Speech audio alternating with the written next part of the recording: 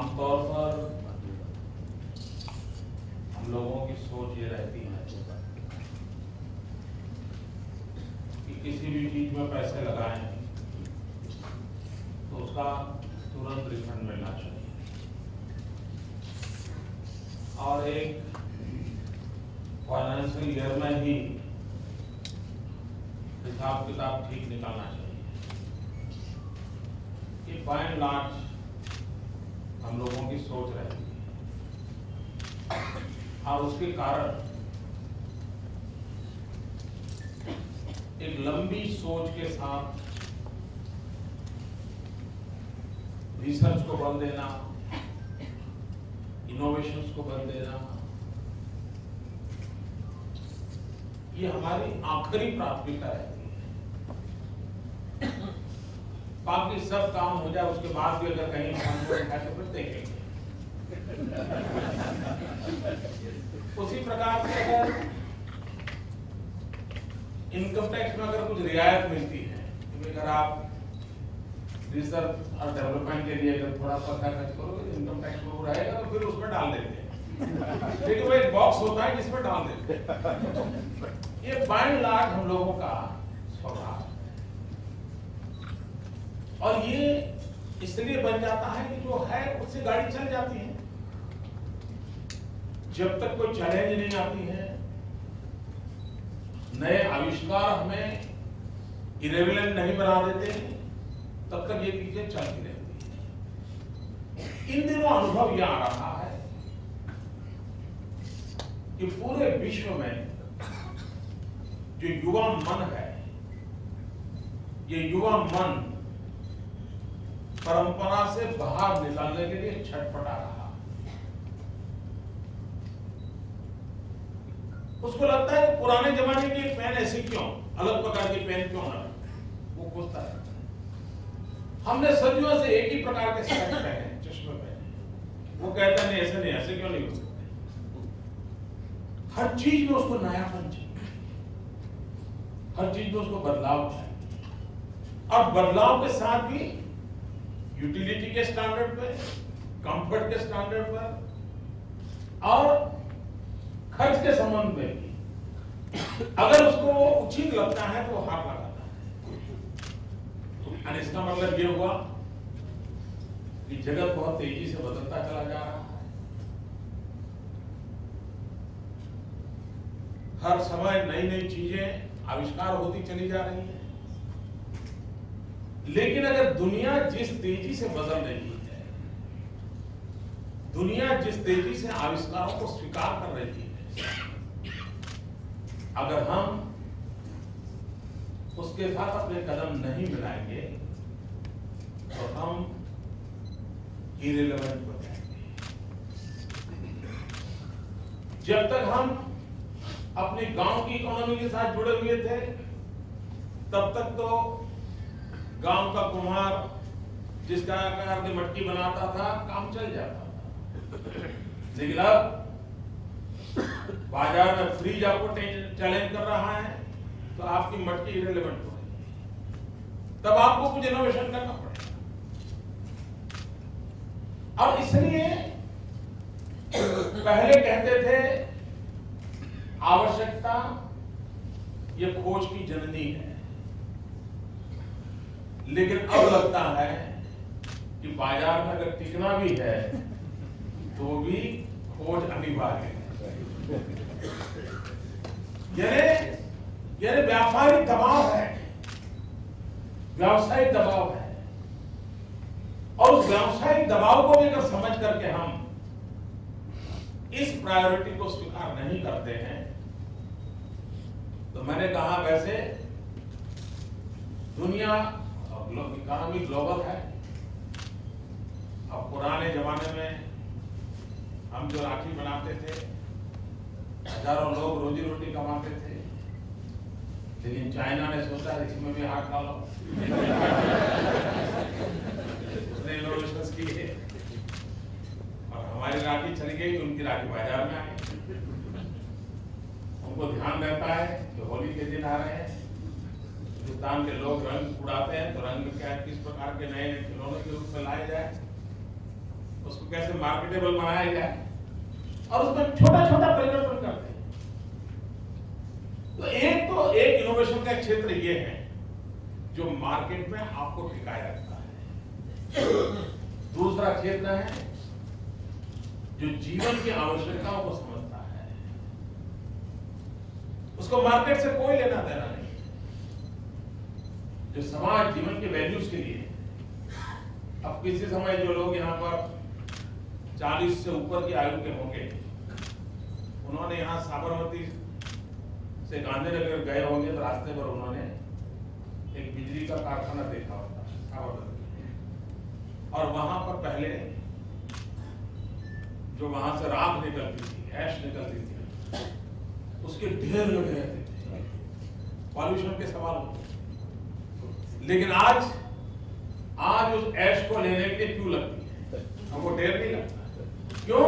तो ऐश में से क्या बन सकता है, किसी ने इनोवेशन किया, उसको जन उपयोगी कैसे परिवर्तित किया जाए, उसकी दिशा में काम किया, उसको मैन्युफैक्चरिंग लेवल पर उस लेवल पर लाया ताकि वो मार्केटेबली सस्टेनेबल हुआ, और उसने स्थिति को बदल दिया। और इसलिए मित्रों, वो चीजें हम कैसे बन पाए। अब जैसे जमीन कम होती जा रही है, जनसंख्या बढ़ती जा रही है, खाने वालों की संख्या बढ़ रही है। अगर पुराने ही तौर तरीके से हम 1 हेक्टेयर भूमि में उतने ही पैदावार लेंगे तो हम कितनों का पेट भर पाएंगे। जमीन बढ़ नहीं रही है, तो फिर हम लोगों के लिए इनोवेशन कंपलसरी हो जाता है कि हम उत्पादकता को कैसे बढ़ाएं, लोगों की आवश्यकता को कैसे पूरा करें। उसी प्रकार से न्यूट्रिशन वैल्यू की अगर बात आई, मित्रों आपको जानकर के हैरानी होगी, पल्सीज प्रोटीन कंटेंट के लिए सारे विश्व में अच्छे से अच्छा खाद्य है, लेकिन पिछले 50 साल में पल्सीज में कोई रिसर्च नहीं हुआ है, कोई इनोवेशन नहीं हुआ है। और उसके कारण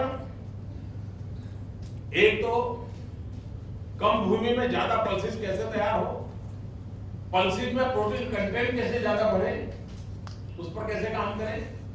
अगर हम इन चीजों को करते हैं तो हम सामान्य मानवीय की भविष्य की आवश्यकताओं की पूर्ति कर सकते हैं।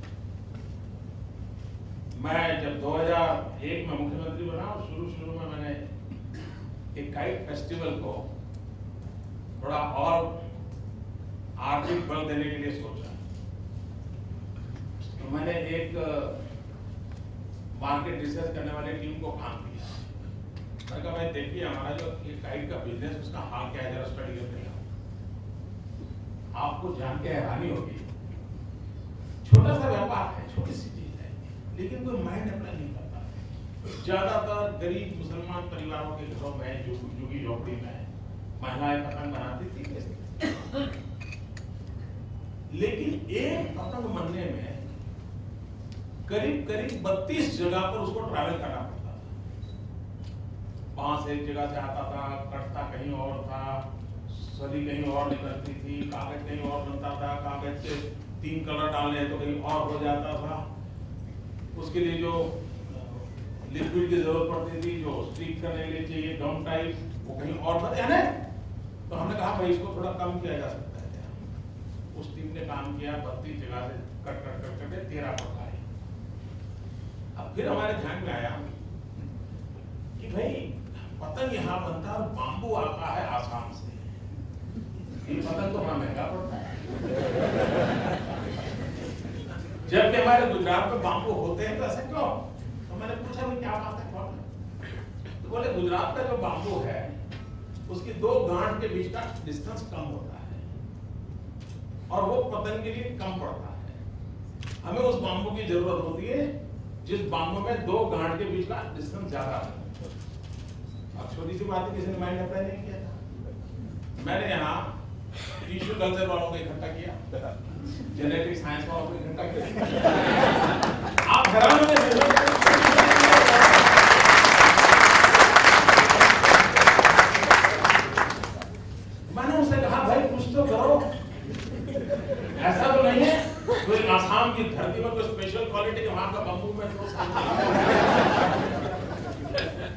साइक्लोनों ने काम किए और काम करके डांग वगैरह में हमारे जो बाम्बू तैयार हो रहे हैं, उस बाम्बू में हमें जो चाहिए उस प्रकार की साइज का वो हमें मिल रहा है। अब मेरा दिमाग वहां और काम करता है। मैंने फिर से उनको बुलाया, मैंने कहा ये जो टेक्नोलॉजी है, ये जो बाम्बू में काम आती है, क्या ये शुगर केन में काम आ सकती है? दिमाग लगाया, मैंने आप कोशिश करो शुगर केन से। मित्रों, आपको जानकर के खुशी होगी कि जिस टेक्नोलॉजी ने हमारे बाम्बू की क्वालिटी में इंप्रूवमेंट लाया, उसको मैंने शुगर केन में इंप्लीमेंट किया और आज परिणाम ये हुआ। और शुगर केन की विशेषता है कि शुगर केन में 2 गांठ के बीच अगर डिस्टेंस ज्यादा है तो शुगर कंटेंट ज्यादा नहीं रहता। मित्रों, हमें पिछले 3 साल से हिंदुस्तान में सबसे अधिक शुगर कंटेंट वाला शुगर पैदा करने का हमें प्राइस मिल रहा है।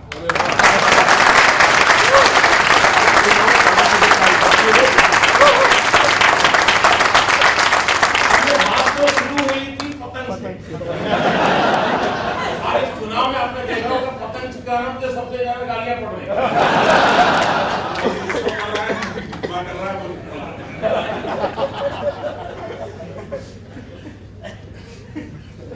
मित्रों, चीजों को बदला जा सकता है। अब आप देखिए पूरे हिंदुस्तान में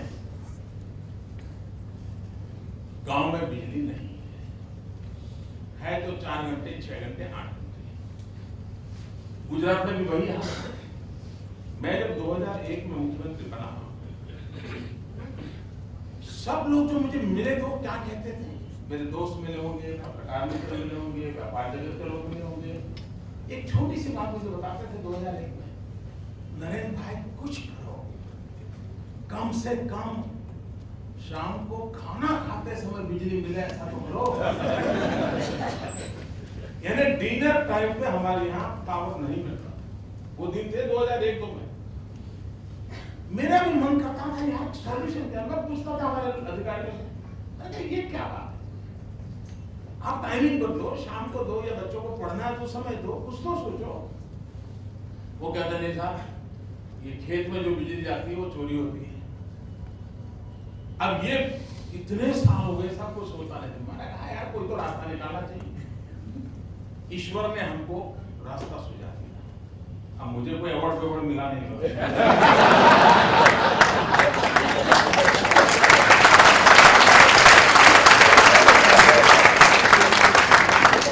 लेकिन I am not a technocrat, I have nothing to do with engineering work, I am not a electrical engineer.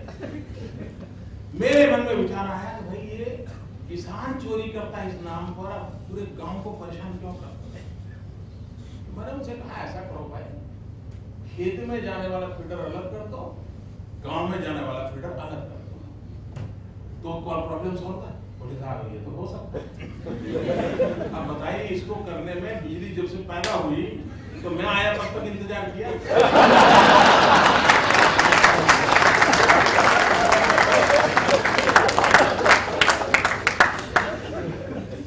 अच्छा, फिर जब मैंने कहा कि मुझे गांव को 24 घंटे बिजली देनी है, तो वो हमारी फाइलें पढ़ने जैसी 50 किलोग्राम की फाइल। मेरी पूरी सरकार मना कर दी थी, नहीं हो सकता क्योंकि 2000 मेगावाट बिजली का शॉर्टफॉल था, ये हो नहीं सकता। हम अड़े रहे, कुछ करना है। मैंने खुद ने रिस्क लेकर 45 गांव में प्रयोग किया। इस सब का परिणाम ये हुआ कि आज पूरा हिंदुस्तान अपने अपने राज्य में फीडर सेपरेट कर रहा है।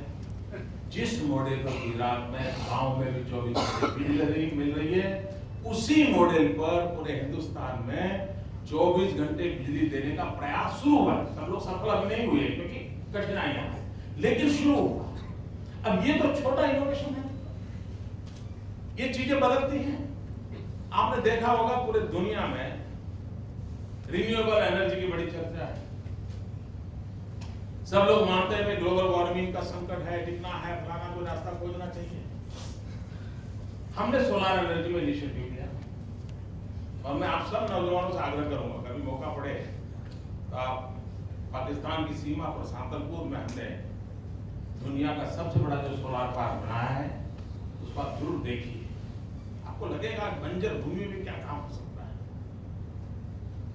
मैंने एक बार प्रधानमंत्री से बात की,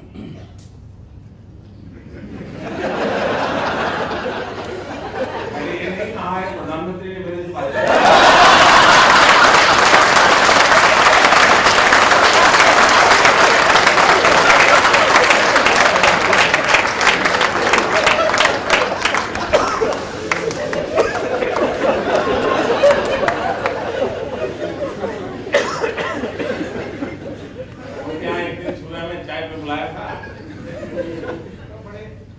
बात करने का अवसर होता है। हमने कहा साहब कि हम जो भारत और पाकिस्तान की सीमा पर फेंसिंग करते हैं, खर्च करते हैं, और यहाँ की जमीन की क्वालिटी ऐसी है कि जिसमें सॉल्ट का एलिमेंट बहुत होने के कारण किसी भी टेक्नोलॉजी को लगाइए वो खंबे 2 साल में 3 साल में खराब हो जाते हैं, और तेज हवा भी आई तो सब गिर जाता है। अब कुछ कॉन्ट्रैक्टर का भी कमाल रहती होगी, वो जो होता होगा। हमने कहा साहब कम से कम गुजरात और राजस्थान, भारत और पाकिस्तान की हमारी जो सीमा है वो पूरा रेगिस्तान है, वहां और कुछ नहीं, और गर्मी बहुत है। क्यों ना हम पूरा राजस्थान की सीमा और गुजरात की सीमा की ये 800-900 मील की पूरी भूमि पर एक सोलार पार्क क्यों ना बना दें, और बीएसएफ को एक काम दिया जाए ताकि वो वहां डेड लाइफ जी रहे हैं, उनको ये काम मिल जाएगा, उनके पास इंजीनियर मिल रहती है, और देश को बहुत बड़ा लाभ होगा, जमीन का उपयोग होगा, और वो एक प्रकार का सिक्योरिटी का बहुत बड़ा काम हो जाएगा। आप जो काम फेंसिंग से कर रहे हो वही काम सोलार पार्क से हो सकता है और इकोनॉमिकली वायबल हो जाएगा। मैंने बात देर विस्तार से वहां तो बताई थी, वो इतने प्रसन्न हो गए, आगरा से थोड़ा नाश्ता भी ज्यादा करवाया और उन्होंने कहा मोदी जी ये बहुत अच्छी बात, ये कुछ करना है। खैर मित्रों, मैं इंतजार कर रहा हूं कब होगा, घटना को शायद 4 साल हो गए हैं। मैं इसको इसलिए कह रहा हूं कि ये कोई रिसर्च नहीं है, एक आइडिया है जो स्थितियों को बदल सकता है। अब वहां तो नहीं होगा, लेकिन मैंने यहां किया। अब मुझे बॉर्डर तक तो जाने का अधिकार नहीं, क्योंकि उस पर भारत सरकार का रहता है, लेकिन जहां बॉर्डर शुरू हुई तो उसकी पहले तो मैं जा सकता हूं, वहां मैंने खड़ा कर दिया। अब बात वहां से हम अटक जाते हैं। सारे दुनिया में गुजरात इज ओनली स्टेट जिसको क्लाइमेट चेंज डिपार्टमेंट सेपरेट है, एनवायरमेंट फ्रेंडली स्टेट है, सेंसिटिव स्टेट, सारी दुनिया भर के आर्टिकल हमारे लिए छप गए, इकोनॉमिस्ट तक के लोगों ने लिखा, टाइम मैगजीन तक ने लिखा, हम भी सीना तान करके सो जा सकते थे। हमने ऐसा नहीं किया, हमने कहा और कुछ सोचा जाए। मित्रों, सारे दुनिया के लोग एक चीज देखने के लिए आते हैं, आपको भी मौका मिले तो सोचिए, Gujarat is the first state in the world जिसने इनोवेशन किया। हमने कैनाल पर सोलर पैनल लगाए, और गुजरात लकी है कि हमारे पास दुनिया का लॉन्गेस्ट कैनाल नेटवर्क है, दुनिया का लॉन्गेस्ट, और हमने उस पर सोलर पैनल लगाए कैनाल के ऊपर। सोलर पैनल लगाने के कारण क्या हुआ, एक जमीन बच गई, जमीन की जरूरत है कैनाल पर। दूसरा, कैनाल का प्रोटेक्शन के लिए और खर्चा करना पड़ता है, वो भी बंद हो गया, इससे होने लगा। बिजली तो मिली मित्रों, 1 किलोमीटर कैनाल पर 1 मेगावाट बिजली सोलर की पैदा होती है, और पर ईयर 1 करोड़ लीटर पानी इवोपरेट होने से बच जाता है।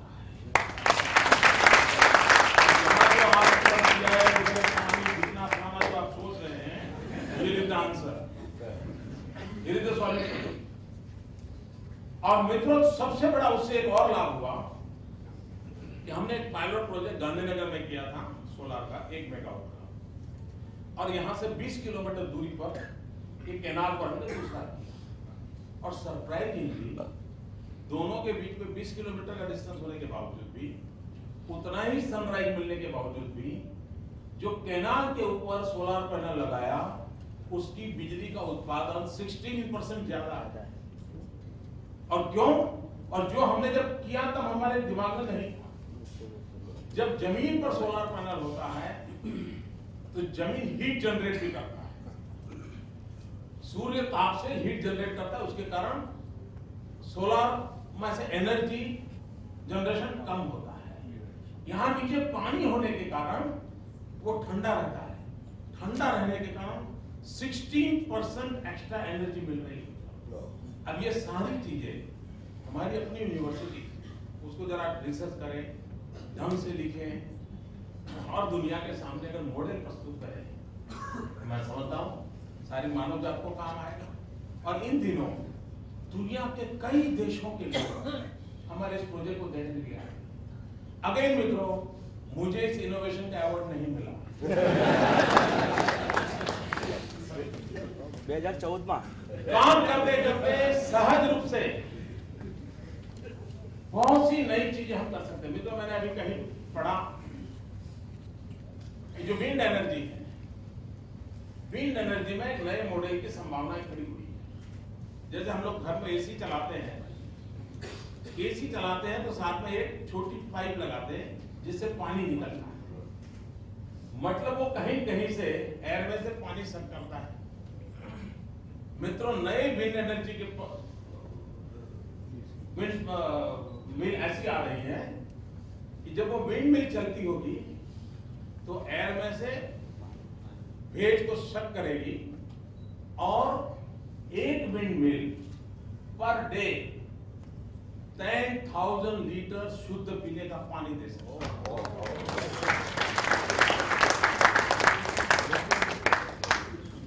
इसका मतलब ये होगा कि जहां समुद्री तट है, जहां पर ह्यूमिडिटी ज्यादा होती है, यहाँ कच्छ जैसा इलाका और समुद्र दोनों मिलकर के है, जहाँ गर्मी भी बहुत है और ह्यूमिडिटी की संभावना बहुत है। अगर वहां विंड में लगा दी तो वहां के गांवों को पीने का शुद्ध पानी, बेटर देन बिस्लेरी, सहज रूप से प्राप्त होगा। तात्पर्य है कि मित्रों, ऐसा नहीं है कि चीजें समाज जीवन में बदलाव नहीं लाती, हमें बड़े वैज्ञानिक ढंग से काम करना पड़ता है। अब गुजरात सरकार ने कैसी चीजों को हाथ में लिया है। पहले स्टूडेंट्स का साइंस फेयर हुआ करता था, विज्ञान मेला। आप भी जब छोटे स्टूडेंट रहे होंगे, आप भी विज्ञान मेले में गए होंगे। हार्डली राज्य का एक विज्ञान मेला होता था, और जो एक्टिव स्कूल होती है और एक्टिव साइंस टीचर रहता था, वो अपने बच्चों को उत्साह से लेकर के आ जाता था। और सरकार के नेता लोग भी जाते थे, दिया जलाते थे, फोटो वोटो निकलवाते थे और वाहवाही चल जाती थी, हाँ यार हो गया। ज्यादातर देश ऐसे ही। हमने कहा ऐसा नहीं, हर तहसील में हम साइंस फेयर करेंगे। उनको हम हर बार एक थीम देते हैं, कभी पानी दिया, कभी वेस्ट मैनेजमेंट दिया, कभी सोलार दिया, अलग अलग थीम देते हैं। और आज गुजरात में हर वर्ष बच्चों के द्वारा 250 से 300 साइंस फेयर, उसमें से सिलेक्टेड जो होते हैं वे फिर डिस्ट्रिक्ट में आते हैं, उसमें से सिलेक्ट होते हैं वो स्टेट में आते हैं। और मैं कोशिश हमेशा करता हूं, मैं इन साइंस फेयर में जाता हूं, उन बच्चों से मिलता हूं, उनकी चीजों को देखने की कोशिश करता हूं, उन साइंस टीचरों को मैं प्रोत्साहित करता हूं। सरकार स्पेशल इसके लिए बजट देती है, जो पहले हमारे यहाँ नहीं था, हम बजट देते। इसके कारण क्या हुआ है कि एक जो बालक मन जो होता है उसको भी इस प्रकार के विचारों की इच्छा लगती है, उसको भी लगता है हाँ यार मैं भी ये कर सकता हूँ। साइंस फेयर में आता है तो औरों के प्रोजेक्ट भी देखने जाता है। ईश्वर ने उसको भी तो कुछ न कुछ दिया होता है, हमें थोड़ा उसको एक्सपोजर देना होता है, हमें थोड़ा उसको अवसर देना होता है। अगर ये हम करते तो लाभ होता है। मित्रों, मैंने सबके लिए ओपन इन्विटेशन रहता है मेरा कि कोई भी स्टूडेंट, कोई भी स्कूल या कोई भी कॉलेज या कोई यूनिवर्सिटी रिसर्च करके, इनोवेशन करके अगर वो नेशनल लेवल पर से मेडल लाया है तो मैं उसको मेरी चैम्बर में बुलाता हूं, उनके पूरे प्रोजेक्ट का प्रेजेंटेशन मैं खुद देखता हूं उनकी वाहवाही करता हूं, उनका गौरव करता हूं और जरूरत पड़े तो आर्थिक मदद से उसको आगे बढ़ाने के लिए मैं व्यवस्था करता हूं। अभी मुझे बड़ौदा से MS यूनिवर्सिटी के कुछ बच्चे आए, उन्होंने मुझे अपना एक प्रोजेक्ट दिखाया। उनका प्रोजेक्ट ये था कि ये जो मेट्रो ट्रेन है या तो ये जो हाई स्पीड ट्रेन होती है, उस ट्रेन को ऐसे डिजाइन किया जा सकता है कि एक बार ट्रेन एक स्टेशन से शुरू हुई, आखिरी स्टेशन पे जाकर के वो रुकेगी, कभी रुकना नहीं पड़ेगा, लेकिन हर स्टेशन पे वो पैसेंजर आएंगे भी और उतरेंगे। नीचे से ट्रेन चलती जाएगी, ऊपर सेकंड फ्लोर का डिब्बा है वो खिसकता जाएगा, जहां बड़ौदा आया तो डिब्बा आगे चला जाएगा, दूसरा डिब्बा चढ़ जाएगा, डिब्बा बदलता जाता है और ट्रेन रुकती नहीं है। मतलब इन नौजवानों ने इतना बढ़िया ढंग से उसको इनोवेट किया हुआ है। मैंने तुरंत उनको, इसके जो एक्सपर्ट लोग हैं उनके पास भेजा, मैंने उनसे काम करवाया। एक बार ITI का एक student, I am not talking about IIT, simple ITI यानी टेक्निकल एजुकेशन का वो एक प्रकार से प्राइमरी यूनिट है। धंधुका कैसे छोटे से इलाके से एक नौजवान मेरे पास आया, बोले साहब मैंने रोबोट बनाया है। क्या कर रहे हैं तुम्हारा रोबोट? तो बोले ये रोबोट नक्सल बेल्ट में या जहाँ टेररिज्म होता है, जहाँ बॉर्डर होती है, वहां इसमें ताकत है कि अगर वहां कहीं पर भी छोटे छोटे जो बम आते हैं जो ब्लास्ट करने के लिए व्हीकल को उड़ा देते हैं, लैंडमाइन, अगर ये कहीं है तो ये आज क्या होता है, हमारा सैनिक खुद जाता है, खोजता है और कभी कभी ब्लास्ट हो जाता है, मर जाता है। तो बोले ये रोबोट जाएगा, खोजेगा, उठा के ले आएगा और आपको आइडेंटिफाई करके दे देगा। मैंने देखा ये बड़ा गजब का काम किया है। मैं उसको आर्मी चीफ तक ले गया, खुद मेहनत की मैं उसको। इसका मतलब ये हुआ मित्रों, अगर हम सेंसिटिव हैं इन चीजों का और हम चाहते हैं कि हमें इसमें प्रमोट करना है, बदलाव करना है, हम चीजों को बदल सकते हैं। और मैंने देखा है मित्रों, ये टैलेंट जो है किसी का इजारा नहीं होता है। सुबह आज अनिल गुप्ता आए थे, उन्होंने आपको बताया गांव के लोग भी किस प्रकार के नए नए इनोवेशन करते हैं, किस प्रकार के नए नए, वो अपनी साइकिल को भी नए तरीके से चलाते हैं, कम मेहनत से साइकिल कैसे चले वो करते हैं, लेकिन बड़े स्केल पर उनको काम करने का अवसर नहीं मिलता है। तो इस प्रकार के हमारा जो टैलेंट पूल है उसको अगर आइडेंटिफाई करें और जो इंडस्ट्रीज है उनको साथ हम जोड़ें और हम उसको आगे कैसे बढ़ाएं, उसकी दिशा में एक छोटा सा प्रयास हमने जो किया है, शायद मधुमेह ने सुबह आपको बताया होगा, iCreate का हम एक इंक्यूबेशन सेंटर खड़ा कर रहे हैं और वर्ल्ड क्लास खड़ा कर रहे हैं। मिस्टर नारायण मूर्ति में चेयरमैन के रूप में उन्होंने हमारी सेवा को देने का स्वीकार किया हुआ है और यही अहमदाबाद में वर्ल्ड क्लास इंफ्रास्ट्रक्चर तैयार हो रहा है। और मैं उसमें हर उम्र के बच्चों को इन्वाइट कर रहा हूँ कि तुम्हारा दिमाग अगर काम करता है तो करो, चलो सारी फैसिलिटी हम देंगे, लैब हम देंगे, रॉ मटेरियल चाहिए जो भी चाहिए हम देंगे, आपको अगर कोई इंस्ट्रूमेंट चाहिए वो भी देंगे, कुछ करके दिखा। मित्रों एक हमने एनवायरनमेंट क्रिएट करना पड़ेगा और अगर हम इनोवेशन के लिए एनवायरनमेंट क्रिएट करेंगे, मुझे विश्वास है मित्रों जीवन ठहर नहीं जाएगा और जीवन कभी ठहरना नहीं चाहिए। अगर इनोवेशंस हैं तो जीवन की गति रहती है,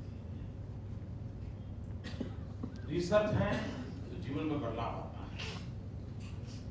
और अब आप कल्पना करिए ये इंटरनेट नाम की दुनिया ना आती तो हम आज कहाँ होते। जिसने भी दिया क्या कमाल कर, जगत को बदल दिया उसने और उसके अनुकूल सबको बदलने के लिए मजबूर कर दिया। हर किसी को अपने सेटअप को उसके साथ जोड़ना पड़ता है। मित्रों ये सब कुछ हमारे यहाँ भी हो सकता है और हम तो वो लोग हैं मित्रों जिन्होंने किसी जमाने में सब किया हुआ है। मैं एक बार अमेरिकी गवर्नमेंट के निमंत्रण से गया था, उन्होंने मुझे इनवाइट किया तो उस समय ये पेटेंट वगैरह के बहुत झगड़े, इंटेलेक्चुअल प्रॉपर्टी राइट वगैरह का बहुत बड़ा झगड़े चल रहे थे, तो धीरे धीरे लोगों ने सुना तो उन सबसे मेरी काफी डायलॉग हुआ हमारे प्रेजेंटेशन में। मैंने कहा भाई मेरे पूर्वजों ने जीरो की खोज की थी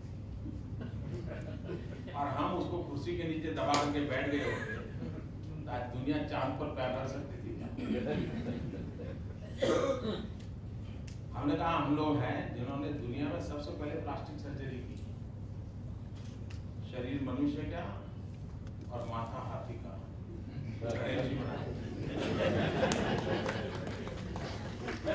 मित्रों, आज जेनेटिक साइंस की चर्चा होती है। हम वो पहले लोग थे जिन्होंने सिद्ध किया कर्ण का जन्म जेनेटिक साइंस से हुआ है। बायोटेक्नोलॉजी वाला नहीं है वो बॉडी, जेनेटिक साइंस से कर्ण का जन्म हो, पूरा बना नहीं हो सकता। तो मित्रों, कोई एक जमाने का सारी संपत्ति हमारे पास थी और फिर हम सब भोगने में लग गए। अब हमारा समय फिर से आया, हमें दुनिया को कुछ देना होगा, नई पीढ़ी को कुछ देना होगा। और मुझे विश्वास है कि हम लोग एक सरकार के माध्यम से जो प्रयास कर रहे हैं, आप अखबार पढ़ोगे तो आपको यही लगेगा कि vibrant Gujarat global investor summit का मतलब होता है बड़े बड़े उद्योग कराने आते हैं, मंच पर बैठते हैं, तस्वीर निकालते हैं। बिल्कुल ऐसा नहीं। हम पूरे इस राज्य को सभी क्षेत्रों में नई ऊंचाइयों पर ले जाना चाहते हैं। अगर ज्ञान विश्व की ऊंचाइयों पर जाने का सबसे बड़ा आधार है तो हम हमारे गुजरात की धरती पर ज्ञान आधारित विकास करना चाहते हैं। आपको खुशी होगी मित्रों, आज सुबह में एक सेमिनार में था, इसी वाइब्रेंट गुजरात के तहत मोर देन 100 यूनिवर्सिटी दुनिया की एक ग्रुप के नीचे थी। हिंदुस्तान में कभी ऐसा इवेंट नहीं हुआ। टॉप मोस्ट स्कॉलर्स वहां थे और वहां चर्चा ये थी कि हम गुजरात की यूनिवर्सिटी के साथ मिल बैठ करके पूरे विश्व के इस ज्ञान को कैसे जोड़े, इस पर चर्चा गुजरात का है। हम लोग यहाँ बैठे हैं, कल अखबार में एक लाइन छपेगी नहीं छपेगी मुझे मालूम नहीं है, लेकिन कितनी कोशिश हो रही है। सुबह से आप बैठे हैं, इनोवेशन की क्या जरूरत है, इनोवेशन का महत्व क्या है, किस प्रकार से इनोवेशन को प्रमोट किया जाए। अब जैसे कॉर्पोरेट सोशल रिस्पॉन्सिबिलिटी जब बात आती है तो ज्यादातर क्या कहते हैं कि हमने 4 स्कूल बना दिए, वहां हमने चेक डैम बना दिया, हमारी कंपनी के नजदीक में अस्पताल था उसको हमने ठीक कर दिया। मित्रों, मुझे लगता है कॉर्पोरेट सोशल रिस्पॉन्सिबिलिटी का कुछ परसेंटेज सीधा रिसर्च और इनोवेशन के लिए लगाना चाहिए।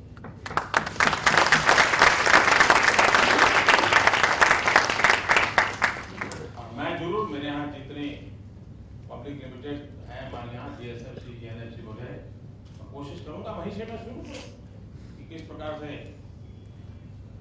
कैपिटल फंड बना करके हम इनोवेशंस को कैसे प्रमोट कर सकते हैं, हम उस दिशा में प्रयास करेंगे। क्या मित्रों, मैं नहीं जानता हूँ सुबह से आपकी क्या क्या चर्चा हुई, क्योंकि मेरे पास उतना समय नहीं था, लेकिन मुझे लगा कुछ मैं भी गप्पे गोष्ठी कर लूँ आपके साथ। धन्यवाद मित्रों।